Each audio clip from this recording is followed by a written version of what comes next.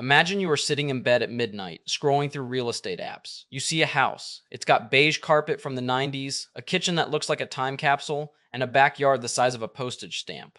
Then you look at the price tag, $500,000. You rub your eyes thinking you saw an extra zero, but no. It's $500,000 for a starter home that looks like it's held together by hope and duct tape. You start doing the mental math on your salary, and suddenly, your stomach drops. Did you miss a memo? Did everyone else get a massive raise while you were getting coffee? Well, pull up a chair and let's get real. I'm Dollar Bill, and today we're going to do something that makes real estate agents break out in a cold sweat. We are going to calculate who can actually afford a $500,000 house in today's world. I'm not talking about who the bank says can have a loan. Banks are like that one friend who cheers you on to eat a giant pizza by yourself. They aren't the ones who have to deal with the stomach ache later. I'm talking about who can actually pay the bills, fix a leaky roof, and still sleep through the night without dreaming of debt collectors. Because there is a massive, mountain-sized difference between qualifying for a mortgage and actually living in a home. In dozens of cities right now, $500,000 is the baseline. It's not a mansion with a wraparound porch, it's a 1,200 square foot box. If you're in Denver, Austin, or anywhere near a city where people actually have jobs, that's the entry fee. But here's the kicker. The median household income in America is hovering around $84,000.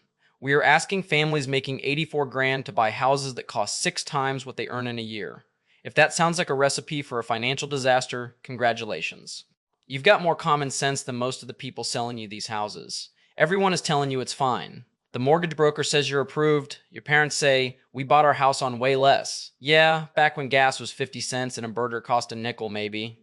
Even TikTok influencers are out there telling you to flip houses with no money down like it's a game of Monopoly. But they are lying to you. They aren't showing you the math. So, let's look under the hood of this $500,000 dream. It starts with the down payment.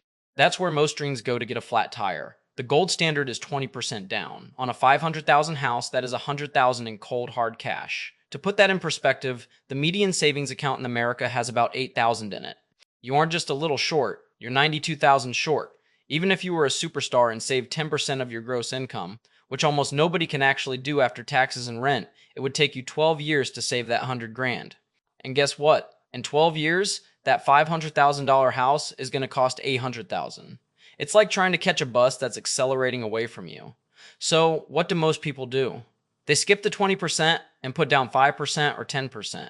They think they've beaten the system, but the system always wins. When you put down less than 20%, you unlock a special little monster called PMI Private Mortgage Insurance. Think of PMI as a poverty tax. You are paying the bank extra money every month to protect the bank in case you stop paying them. It doesn't protect you, it doesn't build equity, it's just money disappearing into the void, usually to the tune of $200 to $400 a month. Now, let's look at the actual monthly bill. Let's say you scrape together $50,000 for a 10% down payment. You've got a $450,000 loan. At current interest rates, let's be nice and say 6.5%. Your principal and interest payment is about $2,085. But wait, we aren't even close to done. You can't just pay the bank. The government wants their cut too. Property taxes can easily add another $500 a month. Then there's homeowners insurance. Thanks to crazy weather and rising costs, insurance is skyrocketing. Tack on another $300 a month. And then there is the oh no fund maintenance. Houses are basically giant machines designed to break in the middle of the night. The rule of thumb is to save 1% of the home's value every year for repairs. That's $5,000 a year, or about $407 a month.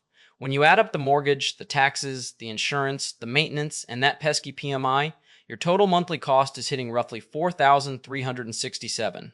Now, let's pull out the fancy financial rulebook. Most advisors say you shouldn't spend more than 28% of your gross income on housing. If we reverse engineer that $4,367 payment using the 28% rule, you need to be making $187,000 a year to afford that house. Even if you use the bank's much riskier 43% rule, you still need to make $150,000. Here's the punchline. Only about 15% of American households make that kind of money. That means for 85% of the country, a normal $500,000 house is mathematically impossible to afford comfortably. But you see people buying them, right? Who are these people? Well, some have 2 high-paying jobs. Some got a gift from grandma. But a lot of them are just stretching themselves so thin that they are one broken water heater away from total collapse. Let me show you what that looks like in the real world. Let's look at the Johnsons. They make $160,000 combined. They are doing great. They're in the top tier of earners. After taxes, health insurance, and retirement contributions, they take home about $9,500 a month.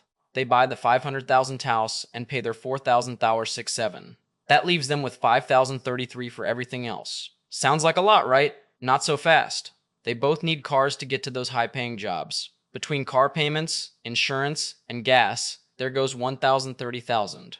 They have student loans because you don't get a 160K salary without a few degrees. That's 600.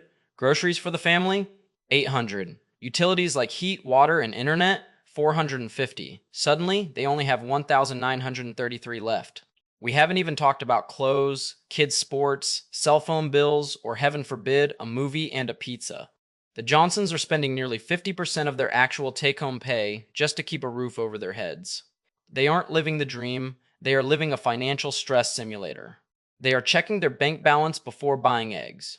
They are lying awake at 2,000 a.m. wondering if those tires can last another 3 months. This is what we call being house poor. You have a beautiful kitchen, but you're too stressed to cook in it because you're worried about the electric bill. The truly scary part is that the system is designed to get you into this trap. The seller wants the highest price. The agent wants the biggest commission. The bank wants the interest. Nobody in that room is going to tap you on the shoulder and say, "Hey buddy, this is going to make you miserable." They just want you to sign the line. And once you sign, you're stuck. You can't just quit a house like you quit a gym membership. If you realize 6 months in that you can't afford it, selling it will cost you a fortune in fees and potentially ruin your credit.